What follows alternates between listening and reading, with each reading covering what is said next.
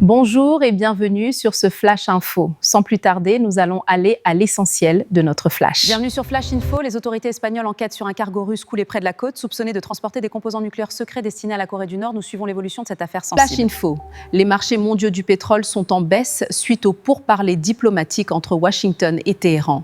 En Europe, l'Allemagne propose de supprimer certaines règles d'unanimité dans l'Union européenne afin d'éviter les blocages politiques liés au soutien à l'Ukrainien. Bonjour et bienvenue. Nous avons des informations de dernière minute sur les manifestations à Londres. La police est en première ligne, confrontée à une situation très tendue. Les relations entre l'Afrique et la France évoluent avec le sommet Africa Forward organisé à Nairobi, visant des partenariats économiques plus équilibrés et moins dépendants historiquement. Le Festival de Cannes attire l'attention mondiale avec plusieurs films engagés politiquement traitant des conflits, des migrations et des crises climatiques internationales. Les tensions au Moyen-Orient aggravent la crise pétrolière mondiale. Le détroit d'Ormuz reste perturbé, réduisant fortement les exportations énergétiques et augmentant les prix internationaux du pétrole.